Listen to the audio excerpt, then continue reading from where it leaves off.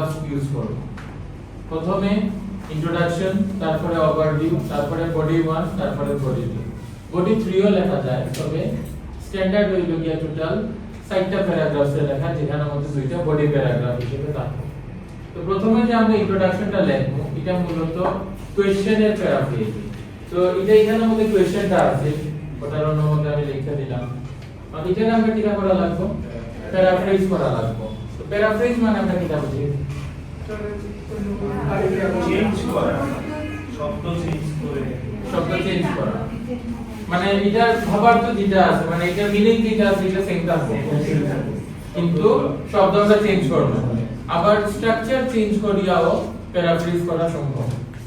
তো যেহেতু আমরা আজকে ফার্স্ট প্যারাফ্রেজিং করব, তো প্রথমে আমরা বেশি মানে অনেক বেশি ওয়ার্ড চেঞ্জের দিকে যাইতাম না। ফার্স্ট স্টেপ হিসেবে আমরা জাস্ট যে ওয়ার্ডগুলো সম্পর্কে আমার ধারণা ভালো আছে, যে ওয়ার্ডের সিনোনিম আমি ভালো জানি, ওই ওয়ার্ডটাকে আমরা চেঞ্জ করার দিকে যাই।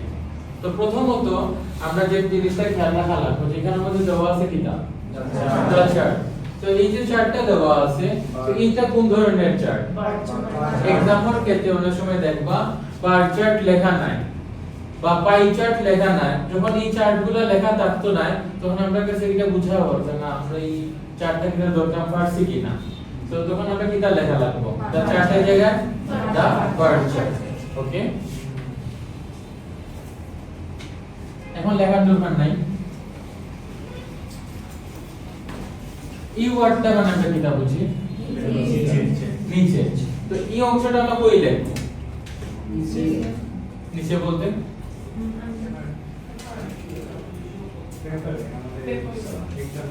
Example paper.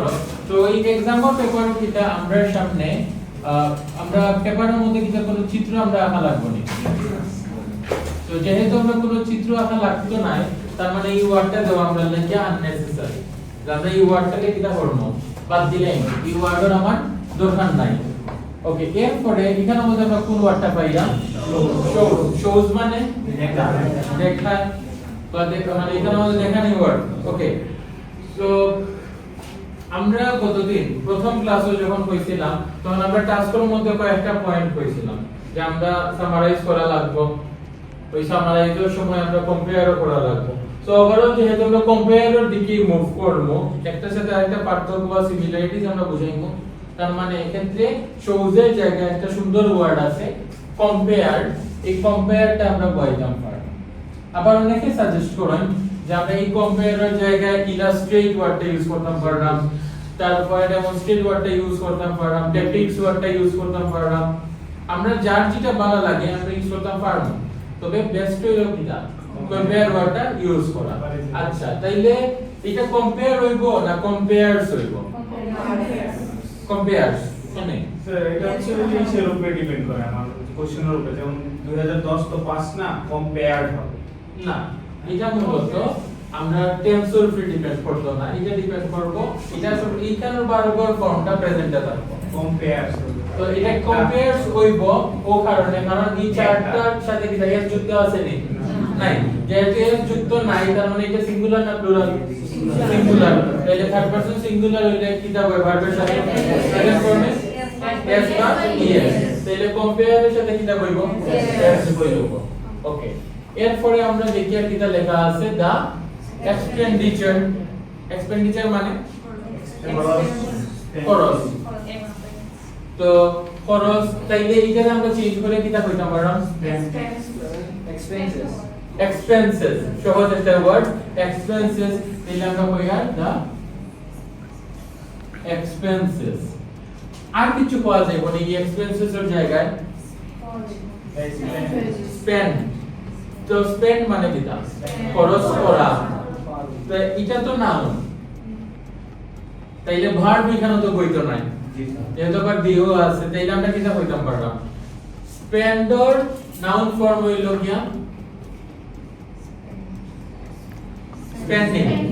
তাইলে আমরা চাইলে ওই স্পেন্ডিংটারে ওই জায়গার মধ্যে রিপ্লেস করতাম পারলাম দা স্পেন্ডিং অথবা দা এক্সপেন্সেস। ক্লিয়ার? এরপর আমরা কিটা দেখি, দেওয়া আছে অফ। অফ দ্বারা এখানে কোন মিনিং দেয়, এর তাহলে মিনিংটা যদি আমরা কোশ্চেন দেখি বুঝা যায়, যেটা আমরা অফতালে যেটা বুঝি যে পরের হিসাবটা আগে যাইবো, আগেটা পরে আইবো, আর অফের জায়গায় কিটা বইবো এর বইবো। তাহলে দুইটা দেশ এর খরচ।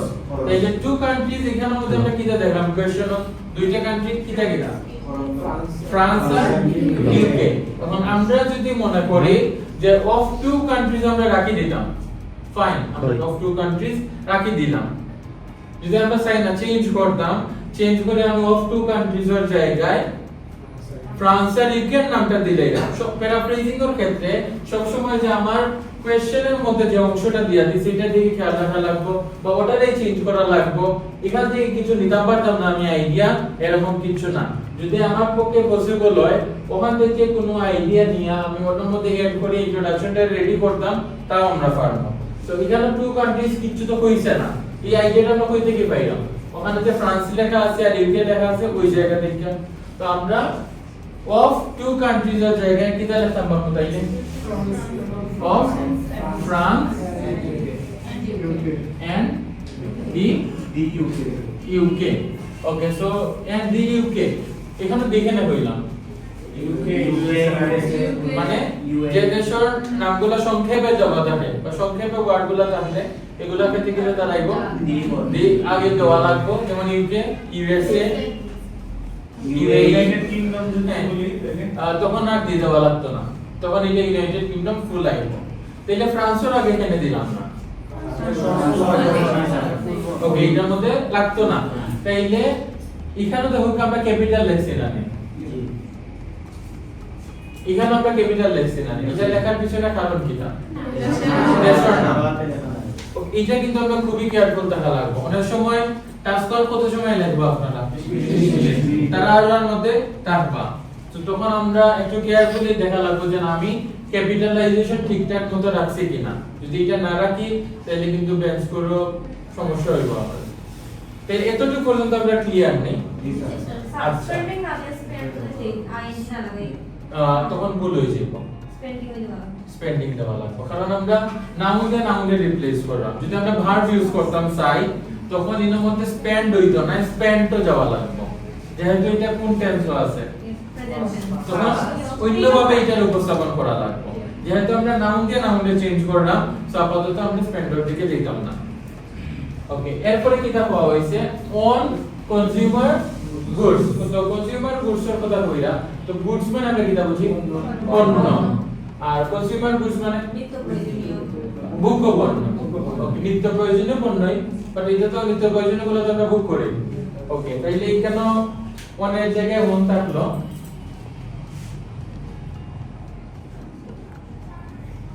তাহলে পণ্যর কোন সিনোনিম আছে? প্রোডাক্ট। ওকে, কোন সালের মধ্যে? ইন 2010। তার মানে এইখানে যে সমীক্ষাটা আছে এটা পুরো 2010 রে কেন্দ্র করে। আর তাহলে আমরা এই জায়গায় চাইলে ইন 2010 রাখতাম পারবো, অথবা এই জায়গায় লিখতাম পারবো ডিউরিং দ্য ইয়ার 2010। ক্লিয়ার? তাহলে আমরা কিটা পাইলাম? দি চার্টের জায়গায় দ্য বার্ড চার্ট পাইলাম। তারপরে এটা কেন আমরা বাদ দিছি? নিচে আমরা কোনো চিত্র আঁকতাম না বা চিত্র আঁকা থাকতো না, সো আমরা এর মধ্যে বিলো ওয়ার্ডটা দিতাম না, কারণ এটা আননেসেসারি। আর শুরুতে জায়গায় কিটা দিলাম? কম্পেয়ার। তারপরে এক্সপেন্ডিচারের জায়গায় এক্সপেন্সেস, অফের জায়গায় অফ থাকলো, টু কান্ট্রিজের জায়গায় ফ্রান্স আর ইউকে। তারপরে অন কনজিউমার গুডসটা কি হইলো? অন কনজিউমার প্রোডাক্টস হইলো। তারপরে ইন 2010 টা কিটা দাঁড়াইলো? In the year 2010। অনেক সময় আপনারা দেখবা যে ইন 2010 তো এখানে একটা সালকে কেন্দ্র করেছে। যদি দেখা যায় ওরকম দেয়া দিছে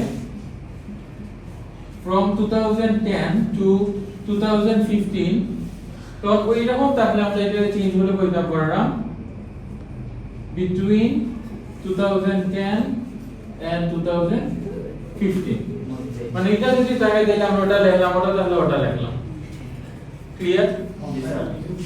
হ্যাঁ ওটা লিখলাম। যদি ডিউরিং দ্য ইয়ার দিয়ে একটা ইয়ারে মেনশন করা হয় তাহলে আমরা ইন্ডিয়া একটা সালে রিপ্লেস করে দিলাম, মানে ওরকম তাহলে ওরকম লিখে নেই, মোটা থাকলে ওটা লিখলাম। বিটুইন মানে মধ্যে না ওই সময়টা বিটুইন ইন্ডিয়া ওই সময়টারে ইন্ডিকেট করা হবে।